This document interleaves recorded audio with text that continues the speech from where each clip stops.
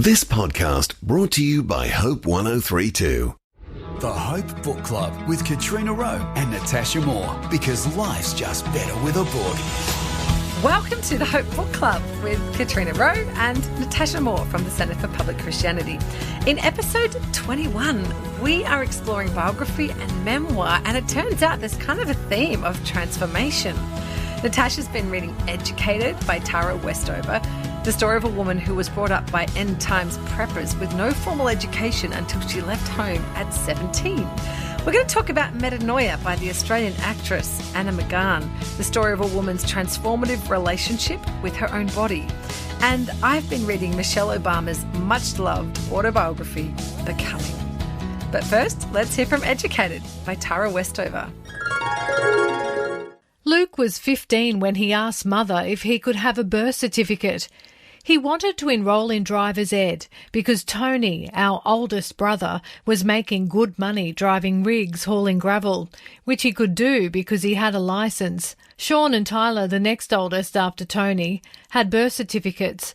It was only the youngest four, Luke, Audrey, Richard and me, who didn't. Once she'd begun the paperwork for Luke, Mother decided she might as well get birth certificates for all of us. It was harder than she expected. She tore the house apart looking for documents to prove we were her children. She found nothing. In my case, no one was sure when I'd been born. Mother remembered one date, Dad another, and Grandma down the hill, who went to town and swore an affidavit that I was her granddaughter, gave a third date. Mother called the church headquarters in Salt Lake City. A clerk there found a certificate from my christening when I was a baby, and another from my baptism, which, as with all Mormon children, had occurred when I was 8. Mother requested copies. They arrived in the mail a few days later. "For Pete's sake," Mother said when she opened the envelope. Each document gave a different birth date, and neither matched the one Grandma had put on the affidavit. That was from Educated by Tara Westover. Natasha Moore is here from the Centre for Public Christianity. Now, there has been a lot of buzz around this book, Educated by Tara Westover. She was raised by survivalists on a remote mountain in Idaho. Her father, in particular, was a fanatical end times prepper who didn't believe in government hospitals, doctors, or education. She didn't receive any formal education at all until she was 17. Her memoir is about her own discovery of the transformative power of education. Hi, Natasha. Hi, good to be here. Yeah, so can you give us a sense of what Tara Westover's childhood was like? Oh my goodness. It is intense. Wow, okay. I just spent the whole book being like, whoa, really? Wait, really? Because it is... I'm trying to avoid using the word crazy, but it's crazy. Okay. So it's dangerous. You know, her family doesn't really believe in kind of health and safety. You know, so you know, she doesn't go to school. She also doesn't have a birth certificate for most of her life, and she doesn't quite know when her birthday is. Oh. Because, you know, out of the 7 children, the 3 or 4 youngest ones, they were just like, nope, we're not doing, you know, they weren't delivered in a hospital. We're not registering with them with the government. They have no school records. Instead, she spends her time, you know, helping her mother, who's an unregistered midwife, and then helping her father. They have like a scrapyard on their property, and so she's doing all this incredibly dangerous stuff with all this machinery, and you know, they don't wear seatbelts. They kind of have these terrible car accidents but they never go to a hospital when someone's injured. Like she's tough. You get the idea she is tough, and Right. they're all very no nonsense, and survive some astonishing accidents and Wow. incidents. Okay. But they're also very, you know, resourceful, and in some ways, like, they're very close as a family growing up. I suppose you kind of have to be, because they're very like, the outside world is, you know, Shut out against us, and Yeah. you know, everything's going to come to a dramatic end, and we need to make sure we're prepared for that.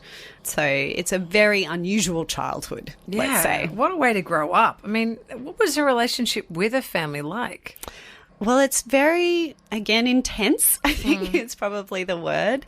And, you know, she's writing this book from the perspective of many years later, having gone out into the world, actually kind of broken free, and therefore being able to look back on it with a different perspective from what she had as a child when she, you know, her father is a very charismatic man who she thinks probably had bipolar, had a lot of paranoia as a result of that, and would kind of be very up and down. And so he kind of managed to sweep his family along with him in all of his very strong ideas about the world and where things were going. But also, you know, that could be quite controlling. Well, I was going to say, was he dominating? Like, did she resist him at the time? Were they slapped down if they, you know, fought back or what? Yeah, so there's a lot of conflict that evolves. So between, you know, the father and some of the children, you know, she has a bunch of brothers and a sister, and so there's also kind of an abusive relationship with, you know, one of her brothers is very violent and becomes more so as she grows up. But I think what's really interesting about it is that, you know, you kind of want to go, this is a horrific childhood and this is, you know, flat out abuse. And some of it is, but also she really brings out the complexity of that actually her parents really do love her and love all of them. And they make choices for them that most of us would be like, that's a really bad idea, take that child to the hospital.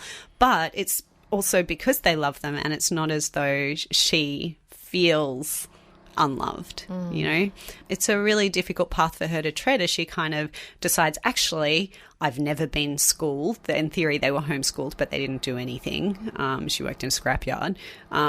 So she totally educated herself and decided to go off to university. She ends up going to Cambridge to get a PhD. Cambridge in the UK? Yes. Okay. Yeah. So, and to Harvard, she does some stuff at Harvard. Like, she's really smart, but she was given no formal education. So, you know, she kind of has to... How did she make that happen? Like, how did she break free? So this is the crazy thing about, there are 7 children. 3 of them go on to get PhDs. Right. 4 of them, I think my impression is they, like, can't really read very well. You know, or like, so in terms of how their lack of education goes, it kind of goes one way or the other for them. And, you know, she rocks up at university, like she studies for the exam, she teaches herself. One of her older brothers helps her a little bit, who's gone off to university beforehand. But she rocks up and, you know, she has this terrible moment in class, and this happens to her all the time, where she's like, she doesn't know what the Holocaust is. And when she's like, I don't know that word, what is that? Everyone's horrified because, like, how have you not heard of the Holocaust? And are you denying the Holocaust? Like, what? But she just, the amount that she doesn't know about the world that other people just kind of automatically pick up along the way, you know, so she has this really unusual path to education. And so, I mean, she's called the book Educated. What does it mean to her, to Tara Westover now, to be educated? That's a really good question, because, you know, in some ways it's really about competing loyalties, and which, like, how do you choose to educate yourself? Like, what do you choose to align yourself with? You know, there comes a point in her life where, because she's been kind of educated in these particular ideas about the world, such as, you know, the government, like, you must never take money from the government because the government wants to own you. You can't get vaccinated. You don't want to have medicine. God will heal you. Like, don't appeal to these kind of authorities that most of us trust in the world.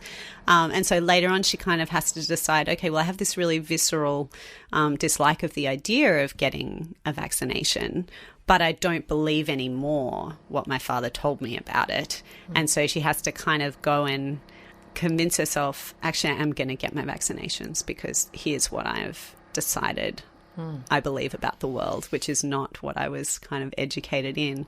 And she just really beautifully charts that journey of, instead of it being a kind of angry, resentful, I had these things taken from me, you know, she really, like, loves her family. And there were some things that she really learned and was kind of built in her character from the upbringing that she had, even though the incidents in it are just unbelievable. She tells it in a way that's neither kind of over nor understating that. She doesn't over dramatize. She doesn't kind of play down these really quite dramatic things that happen to her.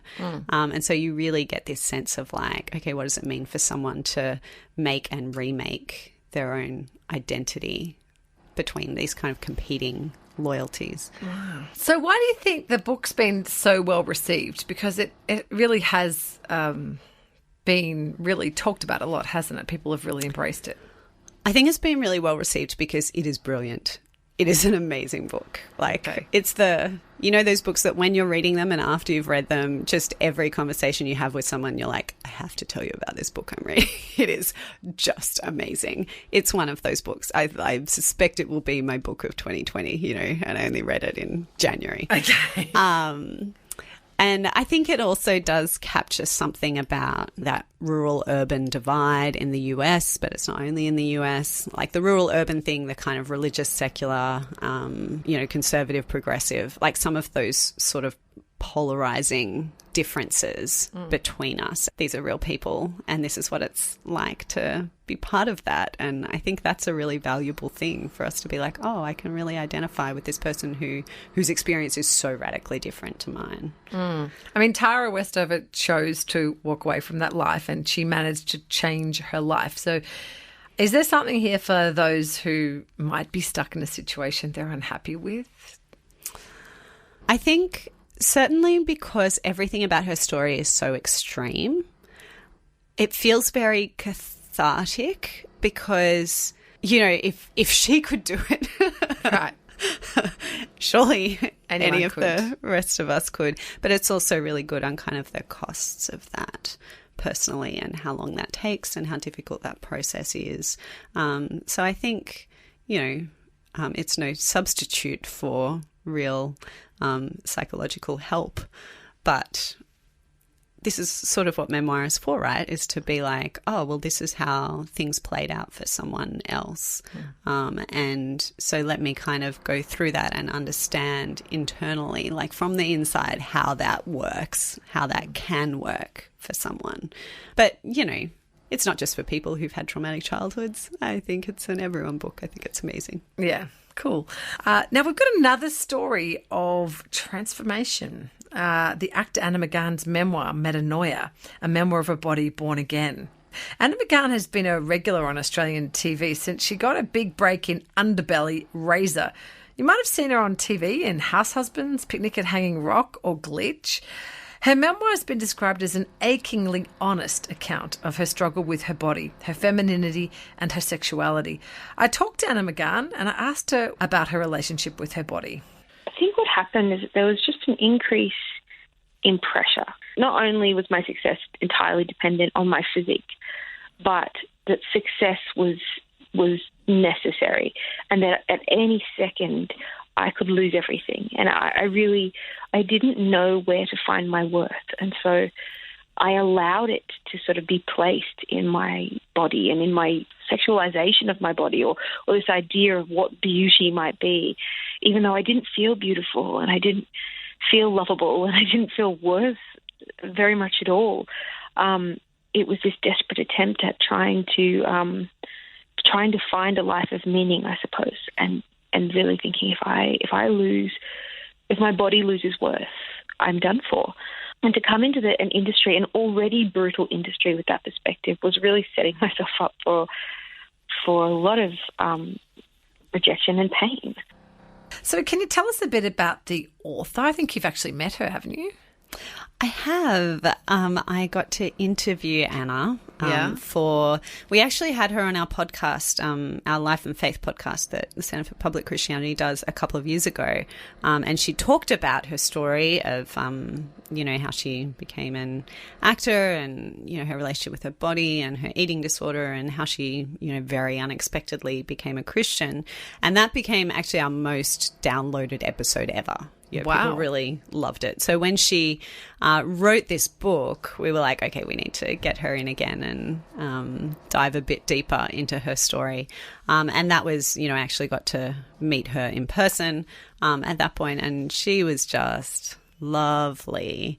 And also, I mean, the beauty of interviewing an author who's also an actor is that she's just excellent at it, right? Yeah.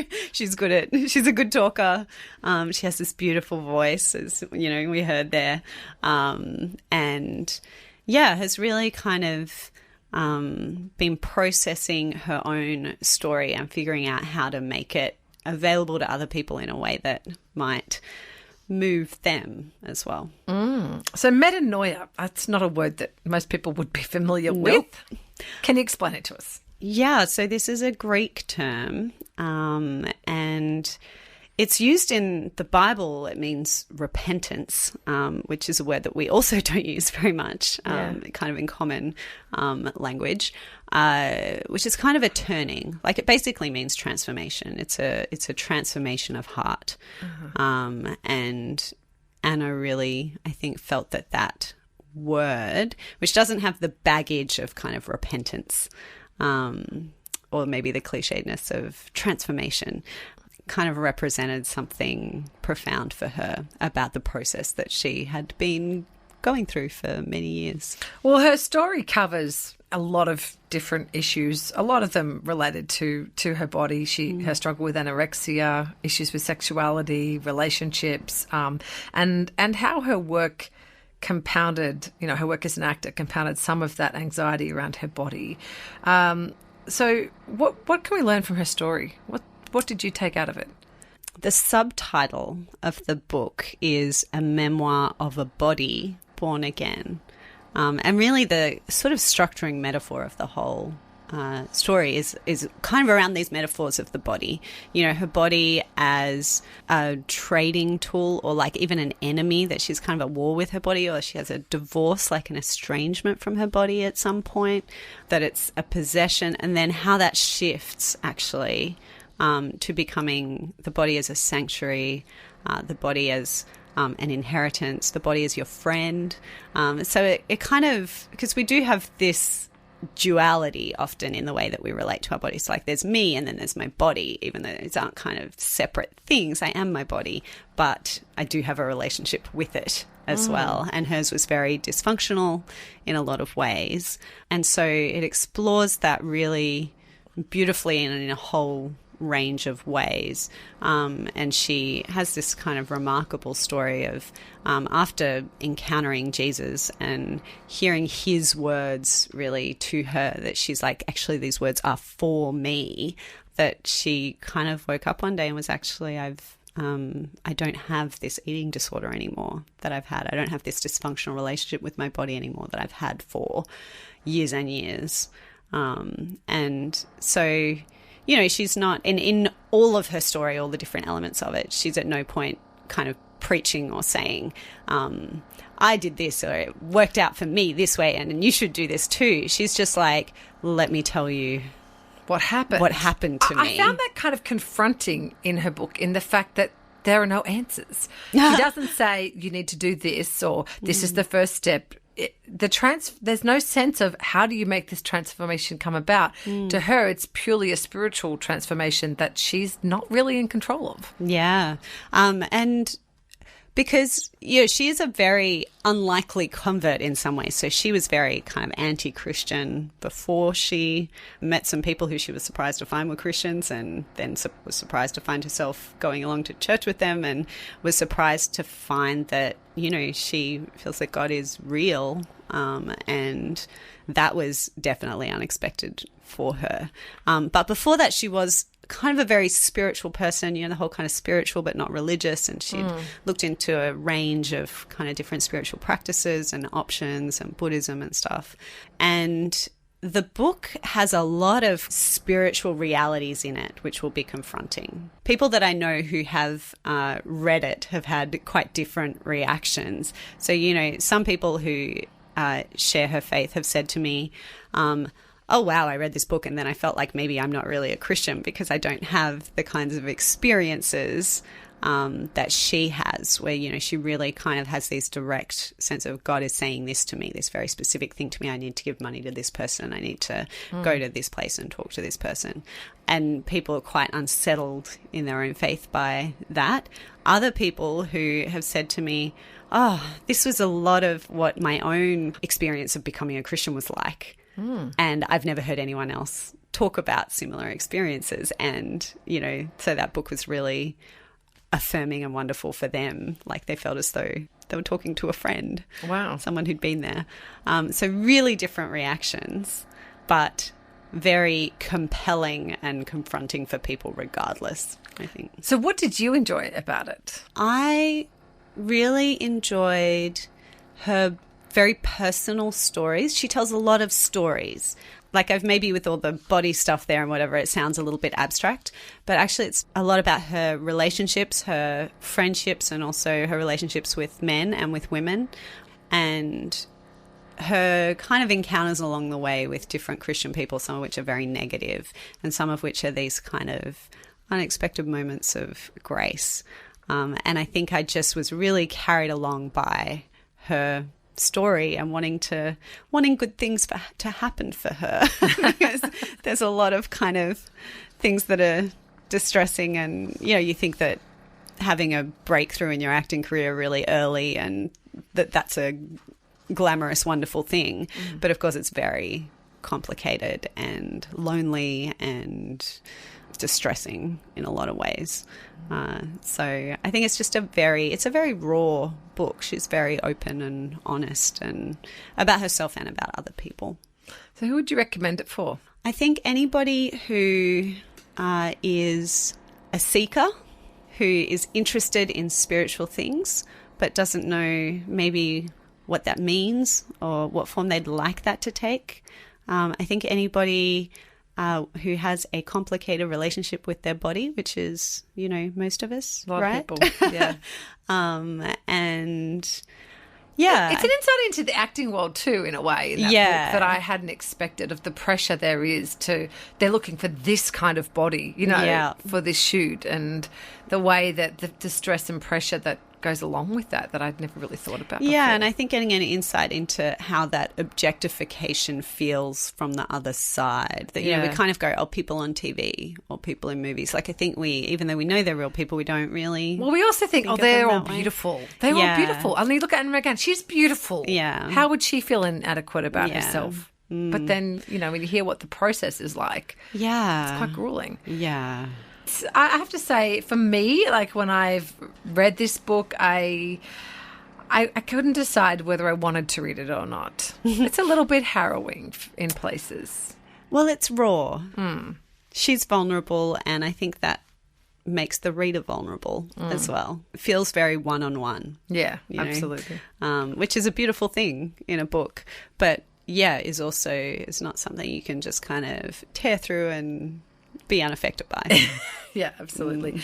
So weirdly, Natasha, all the memoirs that we've reviewed today have one-word titles: Educated, Becoming, which I'm going to talk about, and Metanoia. They're all about change and transformation. They're all by women. There you go. Isn't that unusual? It's almost as though we planned it that way. We're so meticulous in our planning. But I thought we could play a game where it's like a one-word game. Change one word, ruin a book title. And in the interest of full disclosure, I've stolen this from Sam and Duncan, who do our breakfast show. But it's kind of a fun game. Well, they stole it, you know.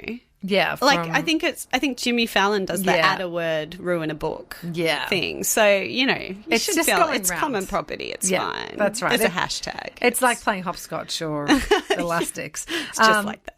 So, okay, here's my contribution for you. Okay. I immediately thought of Jane Eyre, and with all the smoke we've had in Sydney over the bushfires, I thought Jane's smoky air, kind of referencing, you know, the fire as well. Topical. Yeah, and then this is kind of a spoiler, The Late Gatsby. Ooh. Controversial. And then nice. Do you know, I thought about The Great Gatsby and I was like, there's nothing I can do with that one. It just came to me in a flash of whatever. And then my last one I thought was A Tale of Two Suburbs, just because it sounds so lame. Well, I don't know that but it does sound lame. I kind of want to read that book. Really? Yeah. Okay, I'll write it could be great. Okay. Modern If day Leanne retelling. Moriarty wrote it, I know. I'd be in. Right. Suburban noir.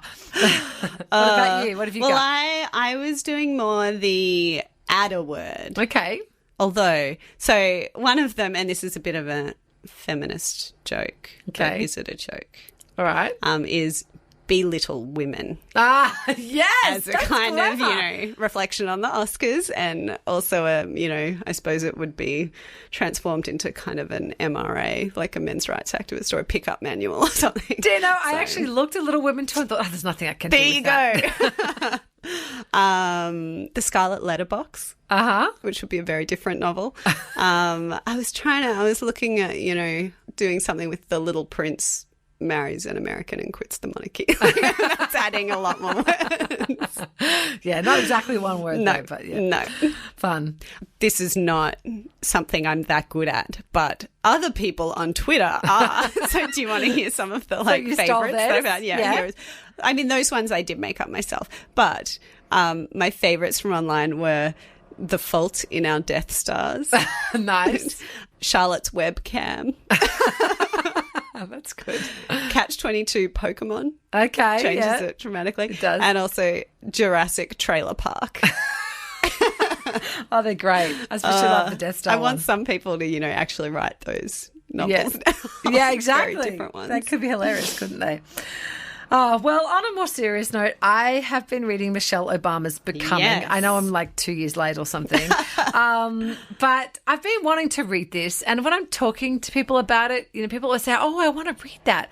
And I think because it's a thick book, it's a little daunting. So often it's been on my to-read list for ages. I haven't felt that I've had the time. How thick is it? How Well, many pages are we talking? I don't know because in How the many end, hours on the audio? I went to audiobook? audiobook. I went to audiobook. You know me too well. And it's 20 hours. Okay, Just about 20 hours. So it's quite Moby long. Dick is 24. So Okay. Wow. Yeah, I don't know what War and is Peace long. would be, or Les Miserables, but Longer. Yeah. So what I'm loving about this book, and I'm so glad I'm reading it now. I'm not quite good. finished, but what I love about this book is that it is about so many things. So it's about education. It's about being a parent. It's about marriage. It's about women's politics and women's careers and feminism. Okay. It's about growing up black on the south side of Chicago. I've learned so much about Chicago, Right. the south side. And I feel like Have you been to Chicago? of course not. I haven't even been to the US. Well, now you'll have to go on an excursion inspired by Michelle Obama's Maybe. memoir. And- So, I mean, all that sounds very worthy. Is it like those are all really important topics? Is it interesting? Is it fun? Oh, Is it, yeah. It's fun? Well, it's okay, probably not fun. Now that you're saying it, it's probably not fun. But it's definitely interesting. Okay. And what I love about the audiobook is because she's reading it, you really do get a sense that you're hearing from her. And I feel like I've been hanging out with Michelle Obama for the past few days. And I feel like we're besties now. And I can even say, South Side of Chicago. Exactly how she says it. Does she write well? She does write well. Look, if I had a little, criticism of the book, and I have heard others say this, and I think it's very much true, it could do with an edit. It really could. It's a bit long. It's a little bit long, it's a little bit wordy, and some parts where she goes into great detail about how she's thinking and feeling about something probably aren't really necessary to drive the story forward. I compare it to J.K. Rowling writing the later books. It's like, Michelle Obama writes a book. No one's going to edit that. Like, I mean, they're not going to, oh, Michelle, you got it wrong. We need to, do a massive cut here. She's Michelle Obama. People she do can want to write know it. her thoughts. People will read it. It'll sell. Also, I dispute the suggestion that the later Harry Potter books are too long. There is no such thing as too much Harry Potter. Definitely scenes that do not advance the plot one iota. Well, advancing the plot is not the only consideration, Katrina. Oh, come on. Sometimes you just want to enjoy the characters. There are definitely some useless scenes in some of the Harry Potter Agree books. to disagree. But, I would really recommend this. What surprised me about it is how inspiring I've found it. I feel like I've learned so much. Inspiring. Well, I think she's a very mature individual. Like, she learns some amazing lesson. She's quite selfless. She's had to put up with a lot of stuff. She has. For example, their marriage, right? So many challenges in their marriage. And Barack didn't really change. But she learnt this is how I can adjust and adapt to cope with this. Wow. So, for example, there's a part when they have young children where she is really at her wit's end because he'll call her and say, oh, yeah, I'm leaving soon. I'm on my way. And she'll be waiting with her children up so they can give daddy a hug and he doesn't get home for 4 hours, or she's waiting for him to have dinner. And by the time he arrives 3 hours later, she's starving and cranky. And what's the point of having dinner with someone when you're starving and cranky? And so she adjusts her lifestyle where she starts to realize, you know what, we're going to eat dinner at 6:30 every night, regardless of whether he says he's on his way. Yeah. And that way I'm not sitting there that's resenting relatable it. for people, isn't it? It really is. I know a lot of friends with that something like that issue. This is what I mean. So I feel like she has a lot of wisdom to offer. And it's not necessarily, I mean, yeah, there is political stuff there and there's career stuff there, but a lot of it is basically about growing up, what it takes to keep your marriage alive in these really unusual circumstances, raising kids. She goes through infertility. I mean, she goes through IVF and she shares all this stuff. Just the relationships she has with her family, the way she spells out the differences between her and her husband and their backgrounds and where that clashes. There's a lot in it, I think. And I would highly recommend to any woman who has issues with her career, with sexism and her femininity and with politics, with family, with being a wife, with being a mum, with being a girlfriend, with whatever. Yeah, she covers a lot. And I think she's a really inspiring person. Now, Katrina, I talked a lot, didn't I? We could stop there. Or you could fess up and we could discuss what the rules are on whether we can review books that we have not finished. Okay. Well, yes, you're right. I haven't finished this book. But if we're calling people out here, you are wearing a badge about libraries. Fess up. What does your badge say, Natasha? I think my badge says, having fun ain't hard when you have a library card. It's and my nerdy yet book you are someone approach. Who does not use a library. I have a library card. It was a New Year's resolution of mine. Also, the brooch was a gift, to be fair. So, but it's true that, I don't go to the library. You don't go to the library. This is true because I want my books. I want to have them when I want them. And if you don't want to share your books. No, I do. I want to lend them out to people, but I want them to come back to me, not for mine to go back to. You want ownership of your books. Yes, because if I read a book and I love it, then I want to own it, and I want to own the version that I read. Like the exact book that I read. I don't want to get a new one, and that's not a book then I have history with. I know. Yeah, I do. I have issues with the borrowing. Don't you like how I just deflected your question? Yeah, you really did. At least I finished my book. Okay, well, we're going to finish the podcast now. All right. Well, I hope you've enjoyed this edition of the Hope Book Club. In this episode, we have reviewed Educated by Tara Westover, Metanoia by Anna McGahan, and 3/4 of Becoming by Michelle Obama. We'd love to hear your thoughts and feedback. Email bookclub@hopemedia.com.au. And thanks for listening to the Hope Book Club, because life is just so much better with a book.